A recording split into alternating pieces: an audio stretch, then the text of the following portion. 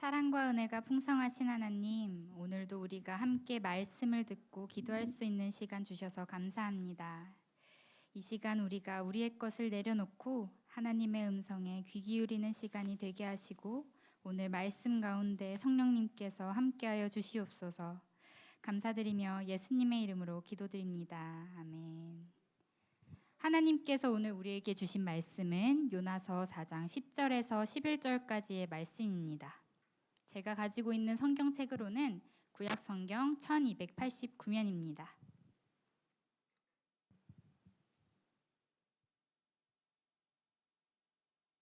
요나서 4장 10절에서 11절까지의 말씀입니다.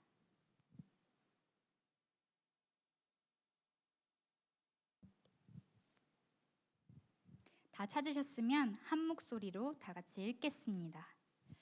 여호와께서 이르시되 내가 수고도 아니하였고 재배도 아니하였고 하룻밤에 났다가 하룻밤에 말라버린 이 박넝쿨을 아꼈거늘 하물며 이 큰 성읍 니느웨에는 좌우를 분별하지 못하는 자가 12만여 명이요 가축도 많이 있나니 내가 어찌 아끼지 아니하겠느냐 하시니라.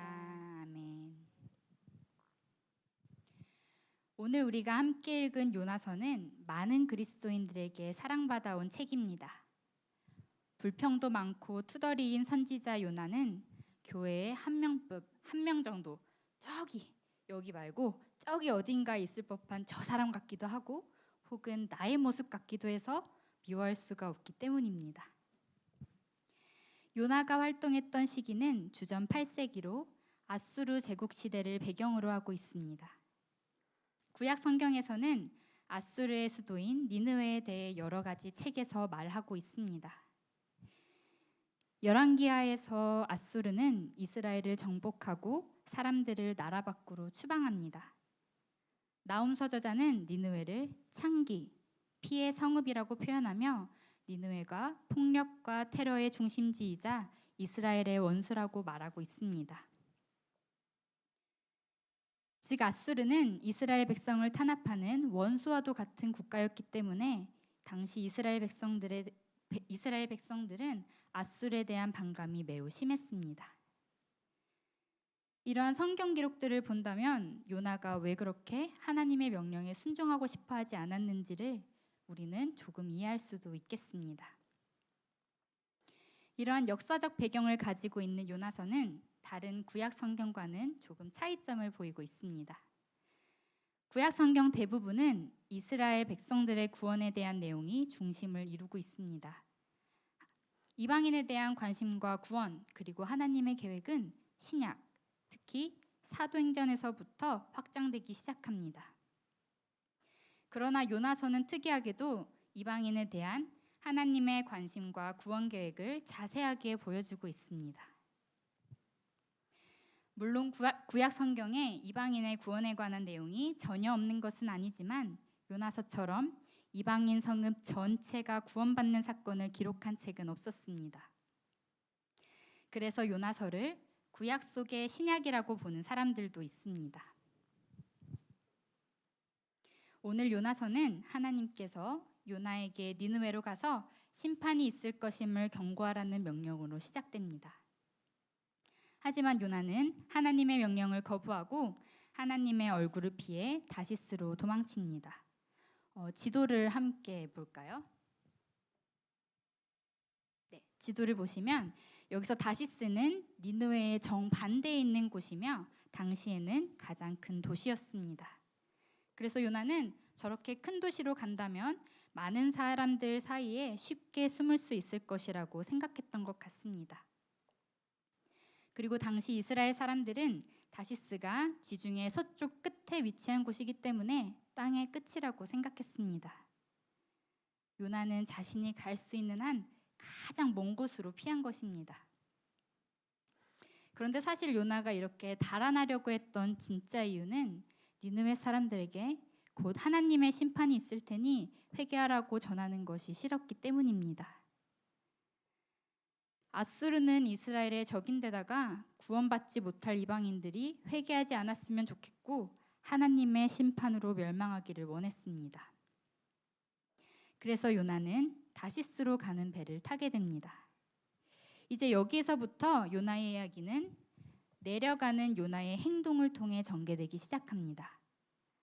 본문을 보면 내려가는 데에 해당하는 헬라어 와이에레드의 원형인 야라드는 높은 곳에서 낮은 곳으로 내려가는 행위를 나타내는 동사입니다. 요나서에서는 이 내려간다는 뜻의 동사가 의도적으로 4번 사용됩니다. 첫 번째로 3절에서 요나는 욥바로 내려갔고, 두 번째로 돈을 주고 배에 올랐습니다. 물론 한글 성경에서는 배에 올랐다고 번역했지만 원문을 보면 내려갔다는 뜻인 야라드의 동사를 사용합니다. 세 번째로 5절에서 그는 배 밑층까지 내려갔으며, 마지막 15절에서는 물고기 뱃속으로 내려갑니다. 이처럼 4번 사용된 동사 야라드는 하나님의 말씀에 순종하지 않은 사람이 결국 저 밑은 바다까지 내려가는 모습을 상상하게 만듭니다. 요나가 하나님을 피해 달아날 때 영적으로 점점 더 낮은 곳으로 가라앉게 되며, 이는 결과적으로 하나님으로부터 멀어진다는 사실을 단계적으로 보여주고 있는 것입니다. 여기서 우리는 신앙의 수직적 차원에 대해 생각해 보게 됩니다. 요나가 하나님으로부터 사명을 받았을 때 요나는 순종하고 싶지 않았기 때문에 계속해서 밑으로 내려가는 행동을 취합니다. 즉 요나는 자신에게 문제가 생겼을 때 그 문제를 해결하는 방법으로 하나님을 바라보는 것이 아닌 하나님의 얼굴을 피해 밑으로 내려가는 것을 선택한 것입니다. 이러한 요나의 모습은 우리에게도 나타납니다. 우리도 문제가 생기면 하나님을 향하기보다는 본능적으로 나의 생각과 판단으로 문제를 해결하려고 합니다. 그리고 그 결과 우리는 요나처럼 저 깊은 바닷속으로 가라앉게 됩니다. 그러나 하나님은 우리가 하나님을 피해 깊은 곳에 빠지는 것을 원치 않으십니다. 그렇기 때문에 하나님은 요나를 저 깊은 바닷속 물고기 뱃속에서부터 따스한 햇살과 바람이 있는 바다 위로 끌어올려 주셨습니다. 하나님께서는 우리가 문제에 직면할 때 위에 계신 하나님을 바라보고 하나님으로 향하는 길을 선택하기 원하시는 것입니다. 이제 요나는 밖에 태풍이 몰아치지만 배의 가장 밑부분에서 잠을 자고 있습니다. 그리고 자신을 깨우러 온 선원에게 이 태풍이 자신 때문에 일어난 일이라는 것을 고백하며 이 태풍을 멈추려면 자신을 바다에 던져야 한다고 말합니다. 요나는 바다에 던져지고 태풍은 잠잠해집니다. 파도에 휩쓸린 요나는 하나님께서 마련해 두신 물고기 뱃속에서 3일 밤낮을 지내게 됩니다. 이 시간 동안 요나는 자신을 살려주신 하나님의 은혜에 감사하며 기도합니다. 하나님, 이제는 하나님께 헌신하겠습니다. 이 은혜를 저버리지 않겠습니다. 이제 나의 서원을 주께 갚겠습니다. 이러한 요나의 감사 기도는 9절이나 할애하고 있습니다. 그러나 요나가 물고기 뱃속에서 3일간 있었다는 것과 다시 육지로 돌아왔다는 내용은 각각 한 절씩 아주 짧게 요약해서 설명되고 있습니다. 그만큼 요나는 그 시간 하나님께서 베풀어 주신 은혜에 대해 감사하며 진심으로 회개한 것입니다. 이제 하나님께서는 물고기에게 요나를 토해내라고 명령하십니다. 3일간 축축한 물고기 뱃속에서 있다가 시원한 바람이 불고 따스한 햇살이 비치는 바닷가에서 요나는 다짐했을 것입니다. 그래, 나는 이제 새로운 삶을 살아야지. 나를 구원해 주신 하나님의 은혜에 감사하며 살아야지. 이런 요나에게 하나님께서는 다시 저 니느웨로 가서 자신의 심판의 말씀을 전하라고 명령하십니다. 이때 이 니느웨 성읍은 아주 넓었기 때문에 3일 동안 걸어야지만 성의 모든 부분을 둘러볼 수가 있었습니다. 하지만 요나는 3일, 아니 2일도 아닌 단 하루만 하나님의 메시지를 전합니다. 이것은 요나가 대충 그리고 마지못해서 하나님의 말씀을 전했다는 것을 보여줍니다. 게다가 니느웨에서 요나가 전한 말씀은 단지 한 문장일 뿐이었습니다. 그것은 40일이 지나면 니느웨가 무너지리라입니다.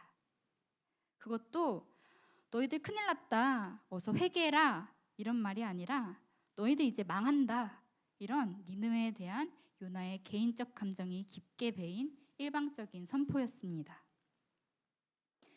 만약 요나의 이 한 문장의 설교가 성공을 거둔다면 그것은 요나가 설교를 정말 잘해서도 아니고 눈물이 흐를 만큼 감동적이어서도 아니었음이 확실했습니다.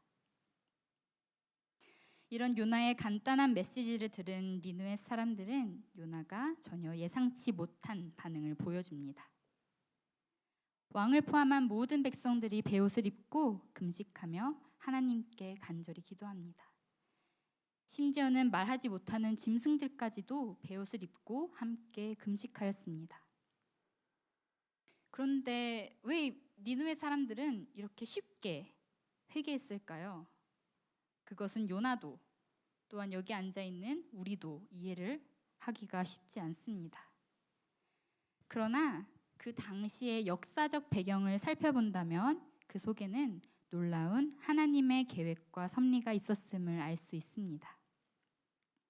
당시 아수르의 힘은 과거보다 훨씬 약해졌던 상태였습니다.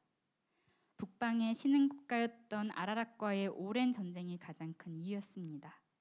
거기다가 전염병이 돌아 아수르에 있는 많은 사람들이 목숨을 잃게 됩니다. 그리고 BC 763년 6월 15일경에는 아수르의 완전한 일식이 일어나게 됩니다. 세상이 어두워지자 사람들은 동요했고 이것이 무슨 일인지 전혀 모르는 상태에서 두려움을 떨고 있었습니다. 그리고 어떤 주석을 보면 아수르의 역사 중 유일하게 이 시기에만 일시적으로 유일신을 섬기는 경향이 있었다고 말하고 있습니다. 정말 놀랍지 않나요? 이런 역사적 사건들이 요나가 단 하루 동안 대충 전한 메시지에도 니느웨 전체가 회개할 수 있는 계기를 준 것입니다. 하나님은 니느웨를 구원하시고자 작정하셨고 그 모든 것들을 준비해 놓으셨습니다. 여기에서 하나님의 구원과 사랑의 섭리는 이스라엘에게만 해당되는 것이 아니라 당시 이스라엘 주변국, 이른바 이방인들, 나아가 지금의 우리들, 그리고 우주 전체에 분명히 드러난다는 것을 알 수 있습니다. 이제 하나님께서는 니느웨 백성들의 회개를 보시고 재앙을 거두십니다. 그러나 요나는 자신의 정의와 자신의 신념, 즉 이스라엘은 옳고 이방인들은 그르다는 그 정의에서 벗어나지 못합니다. 그리고 하나님의 정의는 자신에게 개입조차 하지도 못하게 외면해버립니다. 요나서 4장 1절에서 3절 말씀을 함께 보겠습니다. 제가 표준 세번역으로 가져왔습니다. 제가 읽어드리겠습니다.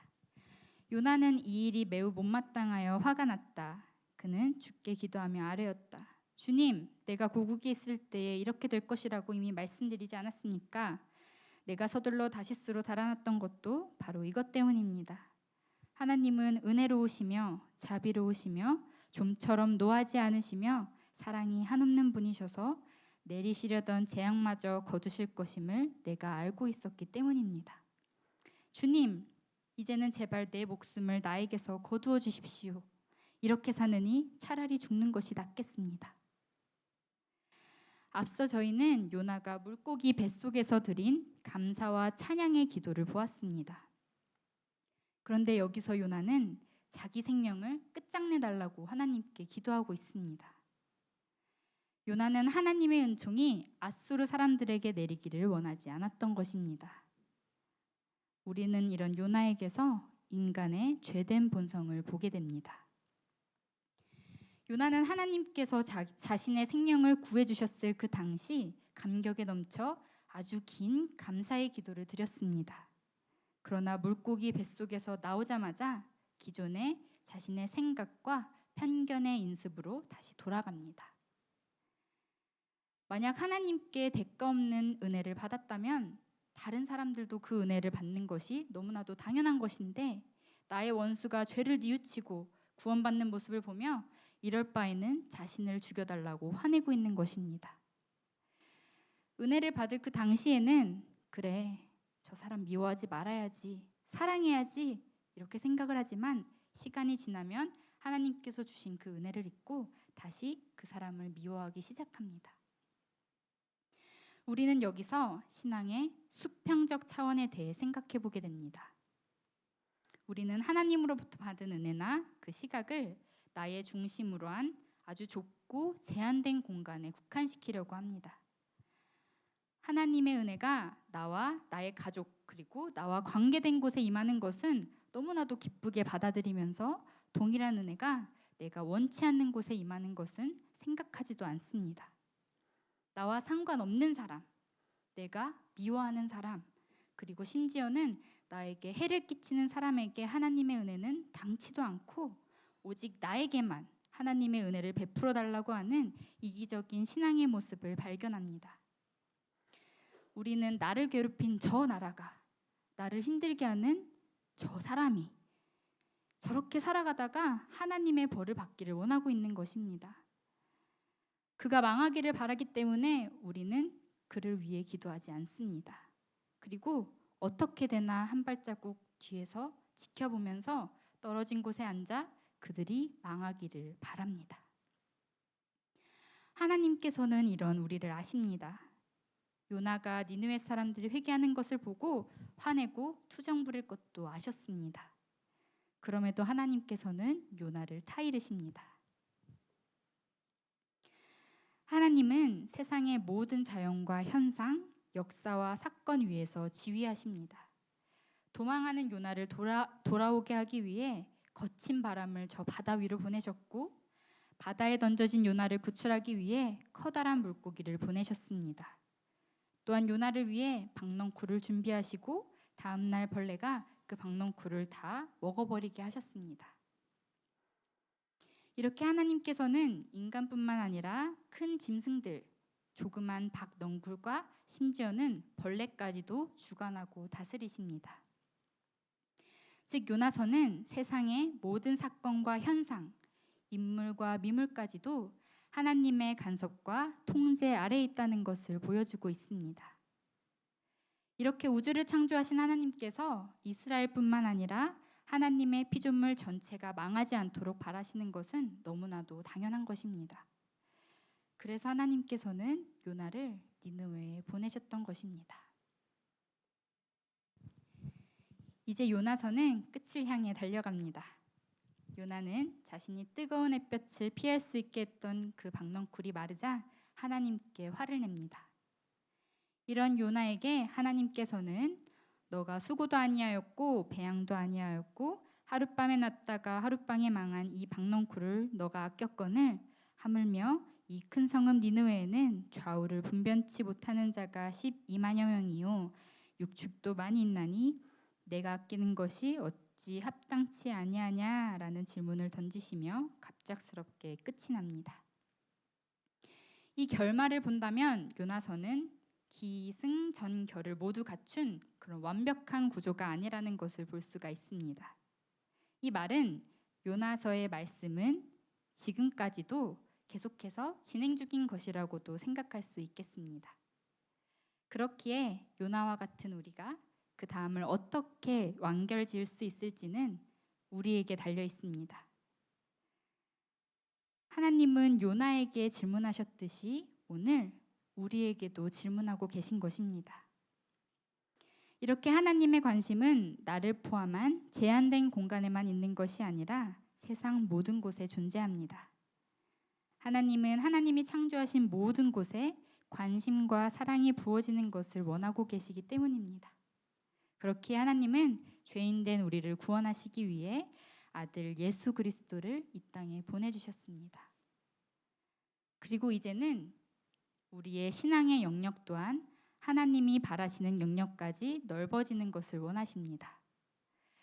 나로부터 시작한 아주 좁은 나의 신앙이 이제는 선교의 관점에서 내 이웃과 세계를 향해 넓어져 가며 내가 원치 않는 영역의 대상까지도 우리의 기도와 신앙의 영역이 넓어져야 합니다. 이 시간 우리가 하나님께서 요나에게 하셨던 그리고 오늘 나에게 하시는 그 질문을 기억하며 함께 기도하기 원합니다. 기도하겠습니다. 하나님, 우리는 삶의 문제에 직면할 때마다 하나님을 바라보기보다 나의 힘으로 문제를 해결하려 했음을 고백합니다. 하지만 이제는 우리가 하나님을 바라보고 주님이 이끄시는 대로 살아가기 원합니다. 깊은 바다로부터 따뜻한 햇살과 바람이 부는 곳으로 건져주시는 하나님을 기억하며 살아갈 수 있도록 인도하여 주시옵소서. 그리고 하나님께 받은 이 사랑과 은혜를 각 가정으로, 직장으로, 그리고 지역으로, 온 세계로 흘려보내는 삶을 살게 하여 주시옵소서. 감사드리며 예수님의 이름으로 기도드립니다. 아멘.